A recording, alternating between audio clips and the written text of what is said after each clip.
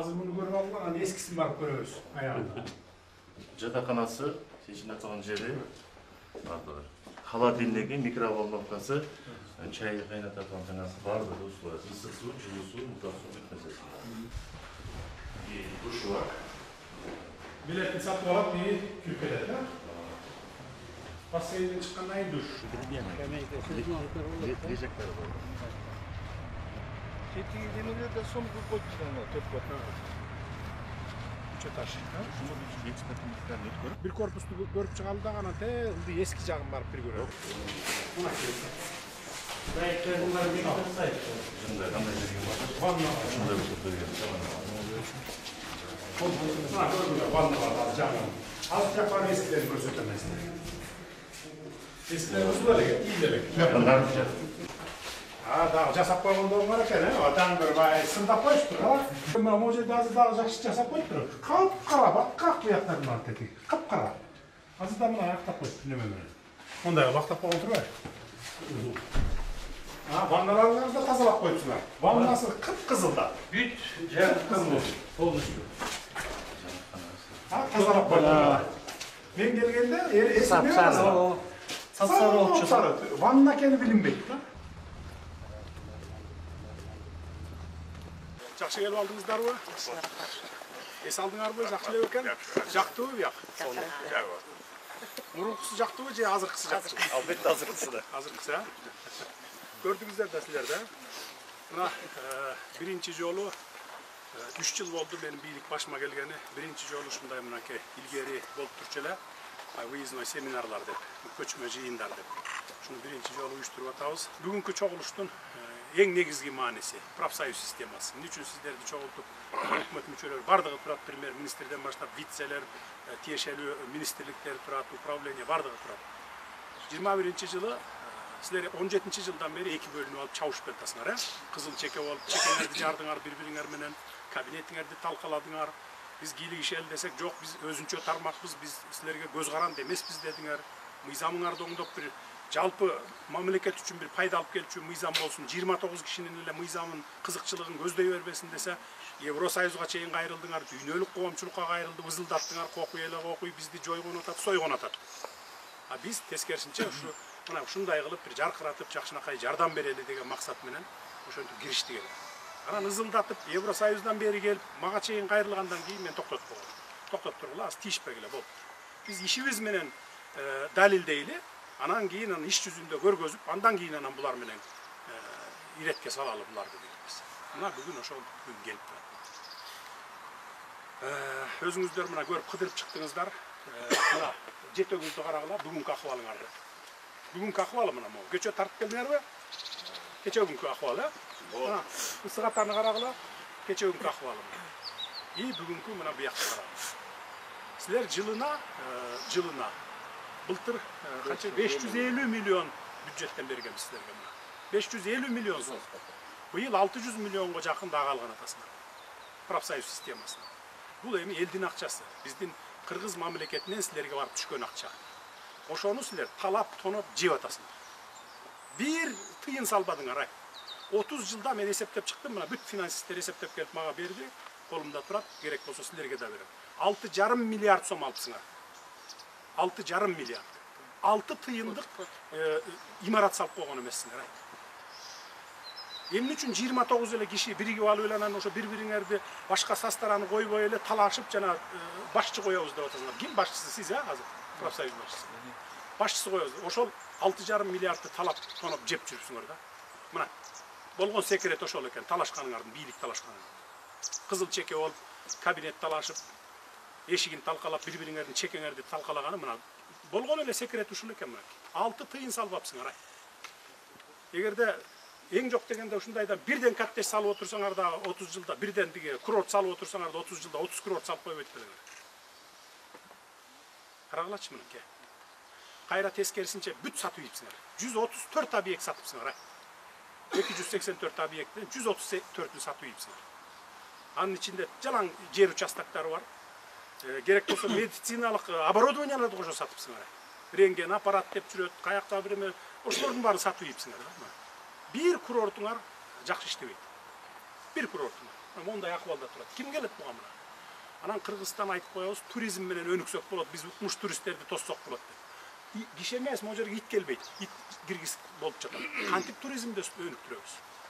Эгер ушу 29 киши эле бири-бириң менен ушинтип чабышып, талашып, ичип, жеп, тоноп атсаңар. Мына бүт барыңыздар бу жерде ушу возрастка келип калган эле адамдар турат десеңер, илгертен бери келип атасыңар да ушу профсоюзга. Бир мындай патриотизм жок экен да силерде. Нөл экен, нөл. Азыр мына Жетөгүздө, Жалал-Абадта, мен өткөндө Жалал-Абадка бардым, көрдүм. Ысык Атада кертип жерлерин кошо сатып ийипсиңер. А силердин мыйзамда профсоюздун мүлкү сатылбайт деп турат. Только профсоюздун өзүндө гана болуш керек деп турат. Кантип сатып ийдиңер мен билбейм. Албетте бул баарыңарды күнөөлөгөндөн алысмын, бул эми башчылары. Ушу 30 жылда ким келип башкарган болсо, ошол башчылары сатып ийген экен. Мен де бүт кагаздарын кечээ 4 саат отуруп алып карап чыктым бар.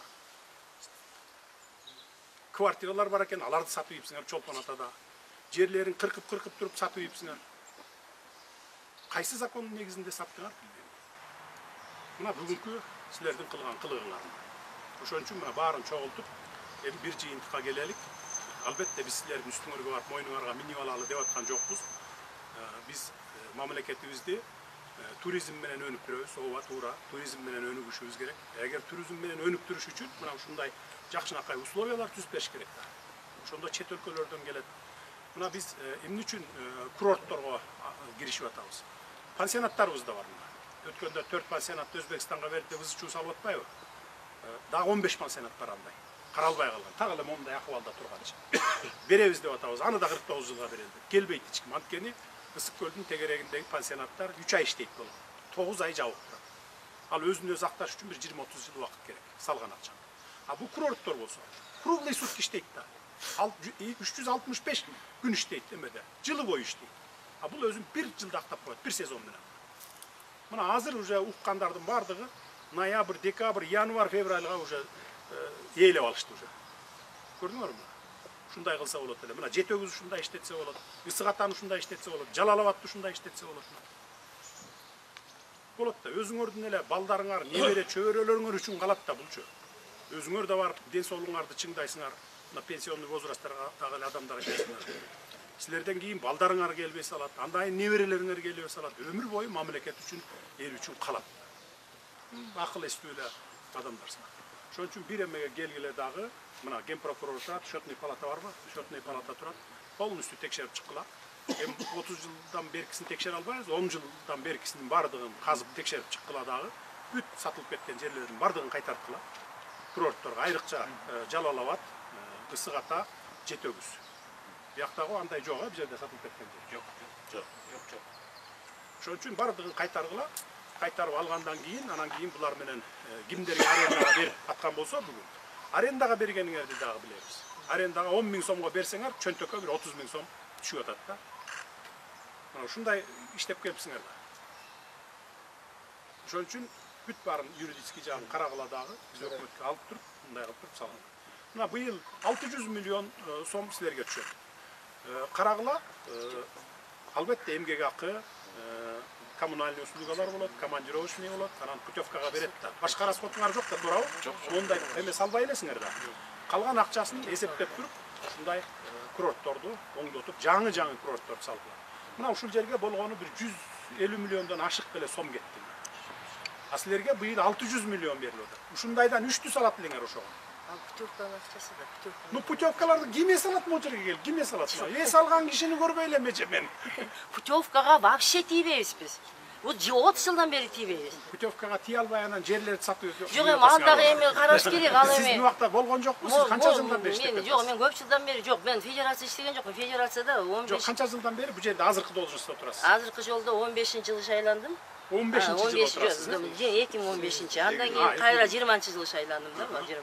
15-жылдан Мен болсо өзүм 8 жылдан өнөр бери жайында төрайым болуп иштедим. Сиз канча жылдан бери? Мен bir жыл 4 ай иштеп. Былтыр келдиңиз, э? Ошо мен да кайра шайландым да 1 жыл 4 ай вместе иштеп атам. А сиз болсо ошо 8 жылдан бери замсызбы? Жок, мен зам болгондо башка председательдерде зам болуп турдум. Жок, ошо башка председатель. Асан Акунов, Бозгунбаев, ана Кызаевда да. Кайраша. Мен жеңил өнөр жайында төрайым болуп Сиздин убагыңызда сатылган экен көп жерде. Жок, бу жерде документтерди карадым. 15 жылдан бери жок. Бул эми Эми уят да булчу 39 эле киши баягы курч алып алып 29 эле киши курч алып алып туруп анан кийин башка жактан киши киргизбей анан положениеңерди да мыйзамдарыңарды өзүңөргө ылайыктап жазып алып эле анан бир казанда эле 29 эле киши кайнай берген бул болбойт. Бул жалпы эл үчүн, мамлекет үчүн деп жумшашыбыз керек. Эффективдүү түрдө жумшашыбыз керек сиздерге жумшалып аткан, бөлүнүп аткан акчаларды. Мейли путевкага бересиңерби, анда барып ушундай жерде жакшынакай эс алып кетиш керек. Ден соолугун чыңдап кетиш керек. Эффект болуш керек да, эффект. Ай ушинтип атат, момда ит кирбей эс албай калды. Ушуну оңдойлу, келгиле деп өкмөткө кайрылсаңар өкмөт жок дейт беле. Болот беле? Адам фактору да булчу эми мисалы. Өзүңөр эле мээңер менен иштеп эле мындай көңүлүңөрдү таштасаңар, ушул кел системаны оңдойлу десеңер болот беле? Келгиле могу 600 миллиондун жок дегенде бир 200 миллион ремонтко жумшайлычы, путевкага бербесек жок десеңер болот беле? Мен ошол жөнүндө айтып атам силерге. А жокпу алмабыш, озмат үш даяр оокатты бөлүп жеп, бири-бириң менен чекеңерди жарып, акча талашып, должность талашып эле отурбайсыңарбы? Мен ушул жөнүндө айтып атам. Ушуну оңдосоңор болот беле? Мына азыр ошон үчүн чогултуп атам. Оңдогула анын баарын. Келтиргиле иретке, ушундайларды салып шарт түзгүлө туристтерге. Эгерде туристтер могу жерге агылып келсе, биздин экономикабыз көтөрүлөт. Анан биз туристтик өлкөбүз деп коебуз. Бир турист келип жатпайт бул жерге. Кантип жатат бул жерге? Мен 2 жыл мурун уш жерге бир чет өлкөлүк бир инвесторду алып келип алып, өлбөгөн эле 4 чыйрагым калды. Жердин катуулугунан калдым. Мен ойлопмун бай илгерки союз мездегидей таза бир мындай эмерек экен деп. Ваннасына кирсем капкара да. Сарыда эмес, капкара болуп кеткен. Саргарып, карарып. Чечинген жери баткак колу. Тамытым эле капкара деге. Итканадандай эмес. Ошондон кийин анан барып туруп иретке салгыла десем, бакырып кыйкырып чыктыңар. Евросоюздан жибердиңер, кат жөнөттүрдүңөр, кокуй тийбегиле аларга, вообще тийбегиле профсоюз. Ошентип эле жыргап жата берсин. Ирип-чирип деп эле. Анан ошон үчүн тийген эмеспиз. Болуптур. Биз ишибиз менен далилдейли да андан кийин. Эми мына биргелешип иретке салгыла, положенияларын оңдогула, уставтарын оңдогула, счетный палата менен болсо ген прокуратура, баш прокуратура. Бүт текшергиле акыркы 10 жылдыкты тез арада 3 айдын ичинде алып чыктыла, жаңы жылга чейин алып келсеңер, андан кийин отуруп алып, кайра чогулуп туруп, Бишкекте кабинетте отуруп алып, анан чечебиз. Кайсы жол менен барабыз, кайсы курортту кандай кылып оңдойбуз, кайсы акчаны ошол жака жумшайбыз, бөлөбүз. Түшүнүктүү, Сиз болсо булар менен биргеликте эмес оңдогула дагы бөлүнүп аткан акчаны путевкага эмес, биринчи кезекте условия түзүп бергенге кылалы. Бир 3 жыл, 5 жыл ушундай условиялар түзүп берели, андан кийин анан путевка берели. Шарты жокму, ит кирбеген жерге кантип путевка бересиң? Профсоюз системасындагы домоддуктар бирөө дагы электронный вариант эмес. Туурабы? Туурабы? Цифровизацияда жок, онлайн система жок. Бу жерге канча место бар, ошону келет дагы клиент келип туруп QR код менен кирет. Кайсы коттедж занят, кайсынысы бош турат биз көрүп турабыз. Интернеттен эле мен планшет менен ачып эле карап турам. Мисалы мына аларчаны алдык эле, аларчадан 3 эсе көтөрдүк. 1 жылдын ичинде 25 миллион төгүп жүргөн болсо, азыр 75 миллион алабыз. Мына анткени бүт цифровизацияга киргизип туруп онлайн системада карап отурабыз. Аврора менен кыргызский взморьени кылып атабыз азыр. Биякты кылдык, дагы кайсырлерди кылдык элек. Бүт бары, то есть баягыдай цифровизацияга кирет. Мурункудай урдай албайсыңар мындан. Бир сом бирөө урдай албайт. Бир кишини ашыкчап келип жаткыза албайт бир күн. Тууганын, таанышын, досун, классташын дегендей. Анан эми мындай да биз жардам эле бербейбиз. Колго алабыз силерди. Колго алабыз мындан ары мынакей мен бекеринен чогултуп аткан жокмун силерге. Азыр мен кетемин, калгыла дагы дорожный картаны чийип алгыла. Дальше кандай кетесиңер, ошо предварительно определить этип алгыла. Анан кийин эми конфликтти бастык деп атасыңар, конфликт табайт этпегиле бири-бириңер менен. 29 киши бири-бириңер менен тил табыша албасаңар, неге анда силер кыргыз жарансыңар анда? Андай бөлүнүп жарылууга барбагыла, ынтымак бар жерде ырыс бар дейт. Эгерде ынтымактуу болсоңор, мына ушундай ырыс келет. А эгер бири-бириң менен кызыл чеке болуп турсаңар, анда паля да келбейт да. Мына мондай эле айтайын. Анан жөн эле кыйын боло бербегиле, мына мен кыйынмын, мен тазамын, анан булар бул бөлүгү таза эмес деп экиге бөлүнбөгүлө. Керек болсо бардыгыңарды шагыратып алып барып туруп, эртең апарып камаса жарашат. Мына мен кече 4 саат карап отурдум документтерди. Счетный палатаныкын башка документтер. Бардыгыңарды камаса. Мына мен ачык эле айтайын силерге. Бирок эми анчалык катуулукка барбай эле коелу, бирок иретке келтиргиле муну баарын. 10 жылдыгын текшерип чыккыла, карагыла, анан юридикалык жактарын, жерлерин баарын кайтаргыла. Курортторго кайтаргыла, сатылып кеткен жерлерин бар. Незаконно саткансыңар аны.